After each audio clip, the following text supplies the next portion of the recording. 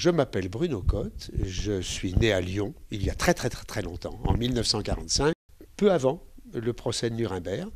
Je suis juge depuis 46 ans et je suis à la Cour pénale internationale depuis maintenant 5 ans.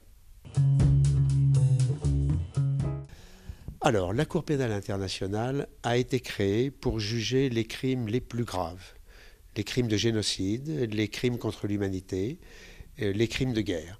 Les crimes que la communauté internationale considère comme ne devant pas rester impunis. Donc c'est notre mission ici. Alors le fait d'être très loin permet peut-être d'être au-dessus de la mêlée, d'être éloigné de pays dans lesquels l'insécurité souvent règne encore. Donc la distance peut être importante. En revanche, il faut faire très attention à ne pas être coupé de ce que sont les réalités du pays dont on juge des ressortissants. Ce qui, notamment, peut conduire, comme nous l'avons fait dans la chambre que je préside, peut conduire les juges à se rendre sur place pour voir les lieux où se sont déroulés les faits, pour voir les localités où habitaient, les villes où habitaient les accusés, pour essayer de s'imprégner de ce qu'est, j'utilise un mot très réducteur, hein, mais le contexte local. Si je devais retenir quelque chose, j'étais déjà magistrat à l'époque, depuis plus de 10 ans, c'est peut-être le 9 octobre 1981, quand la peine de mort a été abolie. C'est un grand moment. 3 mots, je dirais qu'il faut savoir écouter, qu'il faut savoir décider, et qu'il faut savoir se faire comprendre.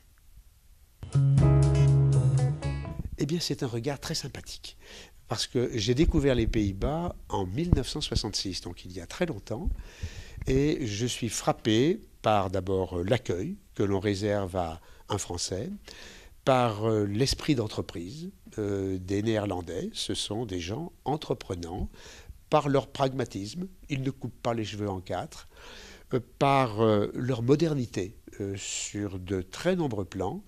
Et je pense vraiment, j'en suis vraiment conscient depuis 5 ans, que la France a beaucoup à prendre dans la manière dont on vit aux Pays-Bas et dont les choses se décident. Moi j'adore la poésie, ce qui fait que je devrais vous réciter une litanie de mots. En réalité, dans un mot, on peut le prendre de 3 manières différentes. Il y a l'esthétique, il y a la musique du mot. Bon. Le mot aussi, souvent, c'est le sens qu'il y a derrière ce mot. Et puis, il y a le moment. Bon, si on se situe entre 1940 et 1944, vraisemblablement, l'un des plus beaux mots de la langue française, ça devait être résistance. Bien. À l'heure actuelle, si je choisissais, compte tenu de ce que je vis ici et de ce que je vois, qui n'est pas toujours très beau, dans les affaires, bien sûr, que je traite, compte tenu de la difficulté dans laquelle vivent beaucoup de pays, je privilégierais peut-être le mot espérance.